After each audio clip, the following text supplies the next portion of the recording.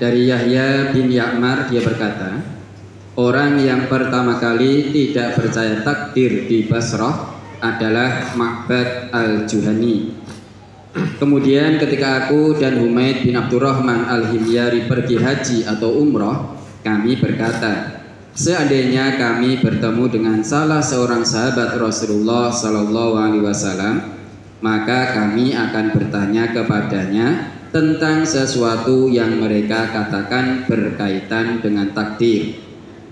Lalu Abdullah bin Umar bin Al-Khattab diberi taufik oleh Allah untuk kami ketika dia masuk masjid. Lalu aku dan temanku mendekatinya. Salah seorang dari kami di sebelah kanannya dan yang lain di sebelah kirinya. Aku mengira bahwa temanku akan mewakilkan pembicaraan kepadaku.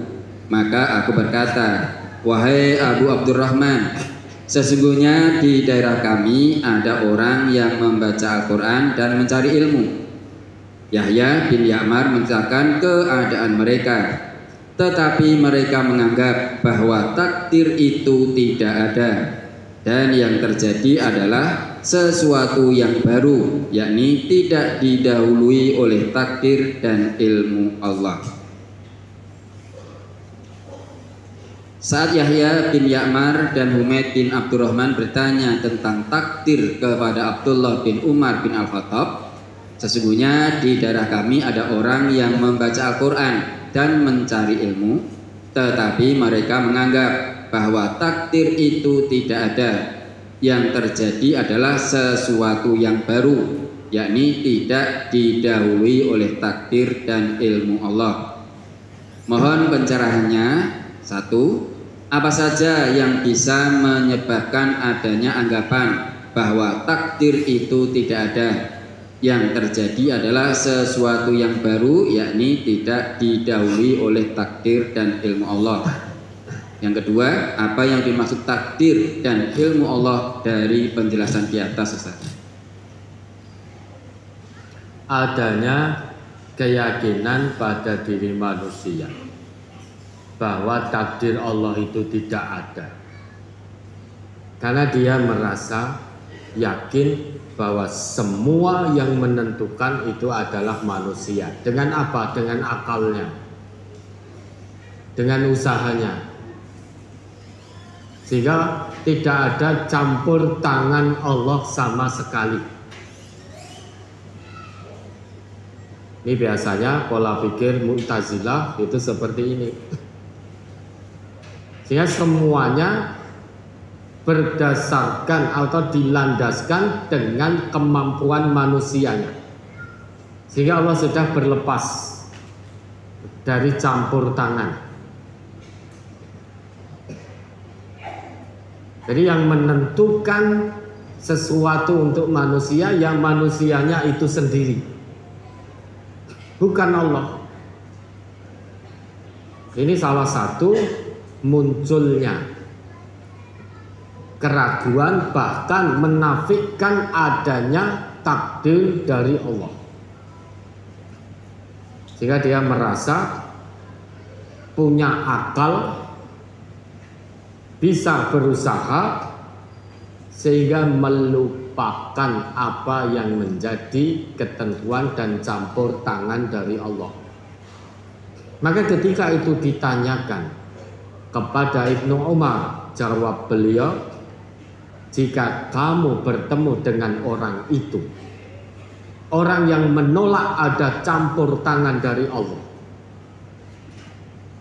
kalau kamu bertemu dengan mereka, sampaikan kepada mereka, aku berlepas diri dari mereka, dan mereka pun berlepas diri daripadaku. Tidak akan bisa ketemu orang yang beriman kepadanya takdir Allah dengan orang yang mengingkari takdir Allah, tidak akan bisa bertemu. Maka sudah, jalannya bagaimana? Saling berlepas diri sudah. Dan di situ disebutkan, jika orang yang mengingkari campur tangan Allah, mengingkari takdir dari Allah itu, punya harta kekayaan emas sepenuh bumi, kemudian dia infakkan, niscaya Allah tolak semuanya. Allah tidak akan terima sedekahnya dengan emas sepenuh bumi itu. Allah akan tolak infaknya berupa harta kekayaan sepenuh bumi. Alasannya apa? Karena dia menolak takdir Allah. Dia menolak campur tangan Allah. Maka manusia yang seperti ini, dia melihat kejadian sesuatu itu murni, itu peristiwa yang baru tanpa campur tangan dari Allah dan tanpa sepengetahuan dari Allah, tanpa ilmu Allah. Jadi murni karena pengetahuan manusia. Itu kelompok yang menolak takdir.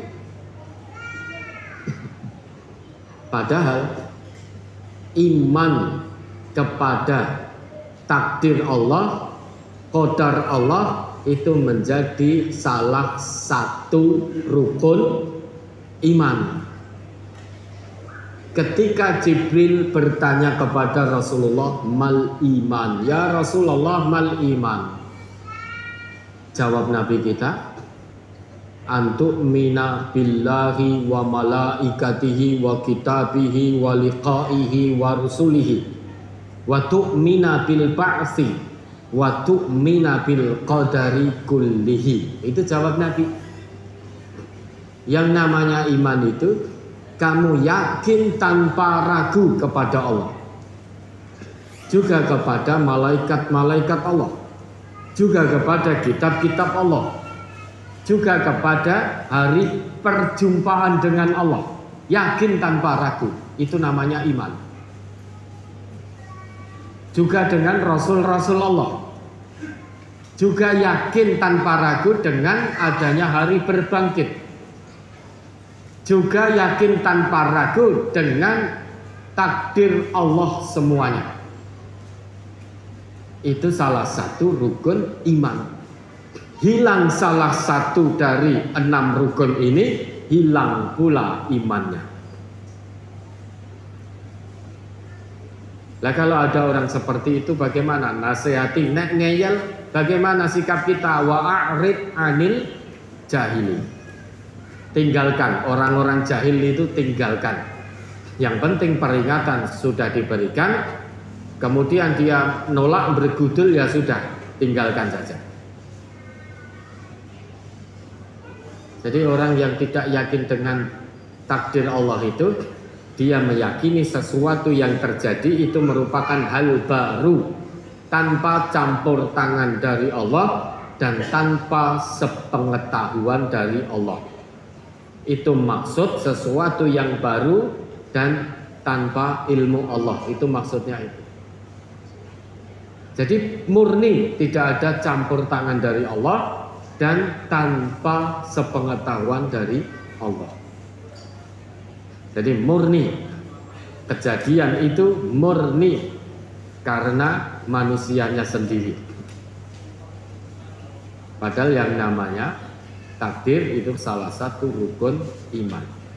Memang berdasarkan hadis Nabi itu yang panjang, ketika menyebutkan awal mula penciptaan manusia, ya 40 hari di dalam perut ibunya, 40 hari nutfah, ya, kemudian 40 hari alaqah, 40 hari mudghah, kemudian sesudah itu ditiupkan roh, ya, diutus malaikat untuk meniupkan roh, kemudian ditetapkan pada usia 4 bulan dalam kandungan. Selain ditiupkan roh, juga ditetapkan tentang 4 hal. 2 yang pertama itu qadar, 2 yang terakhir itu takdir. Yang namanya qadar itu manusia tidak bisa intervensi apapun. Manusia tinggal menggunakan saja.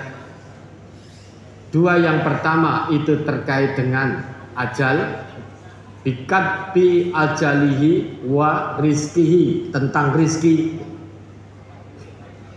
Ajal, rizki itu qadar, Allah sudah tentukan.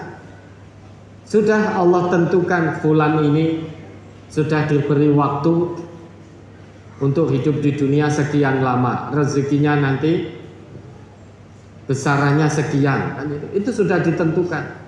Dalam arti yang namanya rizki dan ajal itu ketentuan dari Allah dan kita tidak bisa intervensi di situ. Karena rezeki sudah dijanjikan oleh Allah. Wa fis samai rizqukum wa ma tu'adun. Dan dari langit itu ada rezekimu dan apapun yang Allah janjikan untukmu. Jadi yang namanya rezeki ini sesuatu yang telah Allah janjikan untuk kita. Panjenengan bisa menciptakan rezeki? Tidak bisa. Maka tidak bisa intervensi dengan namanya rezeki ini. Yang ada mengusahakan untuk menjemput rezeki yang telah Allah janjikan. Dengan cara apa? Halalan thayyibah. Bisa Bapak Ibu menciptakan ajal? Tidak ada. Ada yang jual ajal? Tidak ada. Maka kita tidak bisa intervensi di situ. Itu namanya qadar. Rizki kita juga tidak bisa. Di mana panjenengan mau beli rizki? Sedangkan Allah sudah tetapkan nahnu narzukuka. Kamilah yang memberi rezeki kepadamu. Sehingga tidak ada manusia satupun yang bisa memberi rezeki kepada orang lain. Hakikatnya semua manusia itu yang memberi rezeki itu Allah. Hakikatnya asal dari rezeki itu dari Allah, bukan dari manusia. Maka dua hal pertama dalam sabda Nabi itu namanya qadar. Dua hal yang terakhir terkait seseorang itu akan bahagia, asaidun huwa am syaqiyun, atau dia akan sengsara, ini namanya takdir. Manusia bisa melakukan usaha di situ. Dia pilih bahagia, tentu dia akan tempuh, dia akan usahakan menempuh jalan Allah sehingga dia akan bahagia dunia akhirat. Karena jalan menuju kebahagiaan, jalan menuju yang Allah ridhoi itu sudah detail, sudah gamblang. Allah telah turunkan Al-Quran dalam konteks kita sebagai umat Rasulullah.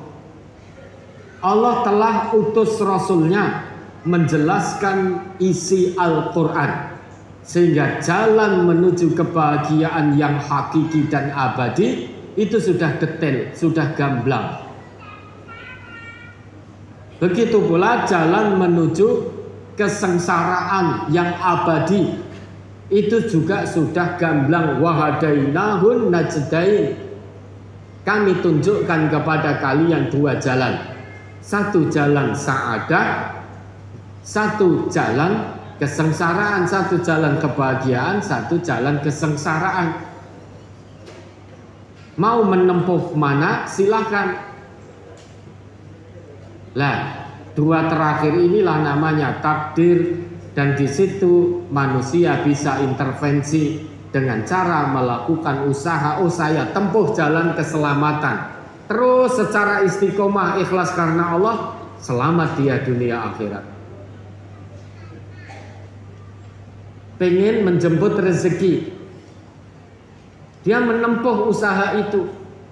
Karena kalau hanya dengan berdoa saja, Allahumma rzuqna halalan thayyibah misalkan, ya Allah karuniai aku rezeki yang halal lagi thayyib, tapi dia korupsi. Sedangkan di sujud panjangnya korupsi itu kan ya ada, atau secara dohirnya juga sholat. Mungkin ya pas sujud berdoa, ya Allah anugerahkan kepada hamba rezeki yang halal dan thayyib. Begitu selesai korupsi, maka dia tidak akan sa'id. Karena usaha yang dilakukan untuk menjemput rezekinya sudah salah. Maka takdir dari Allah, dia akan berada dalam kesengsaraan yang abadi. Ya Allah jauhkan hamba dari riba, ya Allah jauhkan hamba dari riba. Selesai salam, zikir, baru diparani, didodoki bang plecit, ditawani, prosesnya mudah, langsung tertarik karena ada uang di depan matanya, mak bedunduk begitu. Ketika doa tadi belum melihat uang, begitu selesai oleh Allah diuji dulu. Sebelum dikabulkan doanya diuji dulu. Alah iki tenane kowe njaluk jauhkan dari riba, datangkan bang plecit ke rumahnya, membawa duit sak gepok. Prosesnya mudah sekali, syaratnya hanya fotokopi KTP. Tiba-tiba melihat uang, akhirnya lupa tadi sudah berdoa untuk dijauhkan dari riba.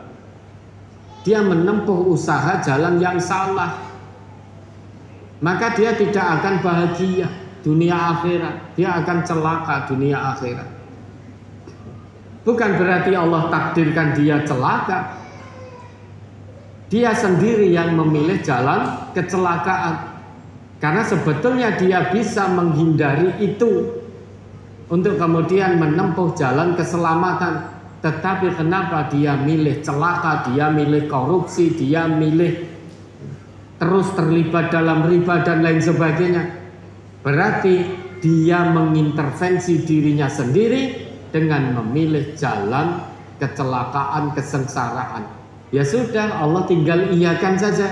Falamma zaghu azaghallahu qulubahum. Dalam Quran surat Shaff itu ayat 5 kalau tidak salah. Ketika mereka memilih berpaling hati dari Allah, maka Allah tinggal mengiyakan, Allah tinggal tutup mata hatinya, sehingga Allah palingkan hatinya dari kebenaran.